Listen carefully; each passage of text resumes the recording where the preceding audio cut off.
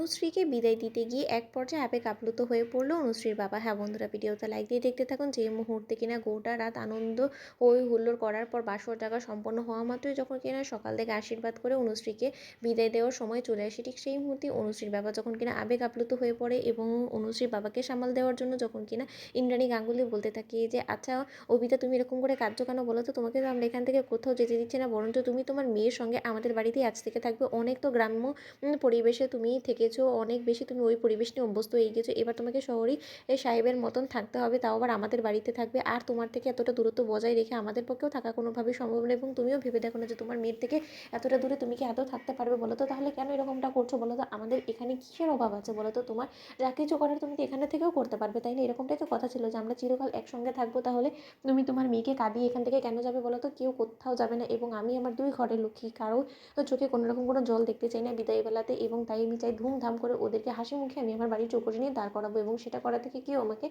বাধা দিতে পারবে না। অন্যদিকে রাগে ক্ষোভে ফুঁসে ওঠে যখন কিনা দেবলীনা বলতে থাকে যে আমি ছদ্মবেশ ধারণ করে এই বাড়ি গাঙ্গুলি বাড়িতে ঢুকবো।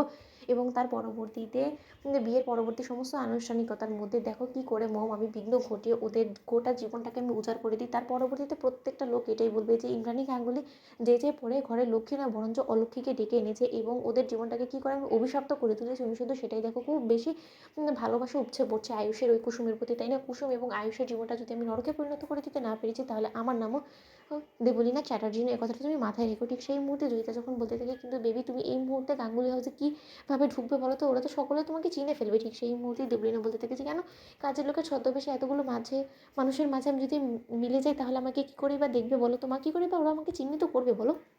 ঠিক সেই মুহূর্তে যখন কিনা আয়ুষ কুসুমকে নিয়ে এবং ঈশান অনুশ্রীকে নিয়ে বাড়ির উদ্দেশ্যে রওনা হয়, এবং সেখানে যখন কিনা ইন্দ্রাণী গাঙ্গুলি আনন্দে আত্মহারা হয়ে যখন কিনা বলতে থাকে যে তোমরা সকলে শাক বাজাও উলু দাও, আমার বাড়ির দুই লক্ষ্মী আসতে চলেছে। ঠিক সেই মুহূর্তে বাড়ির চৌকোটে এসে যখন কিনা দুই বউ দাঁড়া হয় এবং তার পর মুহূর্তে ইন্দ্রাণী গাঙ্গুলি যখন কিনা তাদেরকে বরণ করতে নেয়, ঠিক সেই মুহূর্তে বরণ ডালা দিয়ে বরণ করা মাত্রই দুধে আলতায় পা দেওয়া মাত্রই যখন কিনা কুসুম এবং অনুশ্রী দুজনের পায়ে হঠাৎ করেই কাচের গুঁড়োর কারণে সেই কাচগুলো ফুটে যায় এবং কুসুম যখন কিনা চিৎকার করে ওঠে। ঠিক সেই মুহূর্তে কুসুম নিতে যাওয়া মাত্রই আয়ুষ কুসুমকে ধরে ফেলে এবং কুসুমকে আয়ুষ বলতে থাকে যে কী ব্যাপার কুসুম, কী হয়েছে তোমার?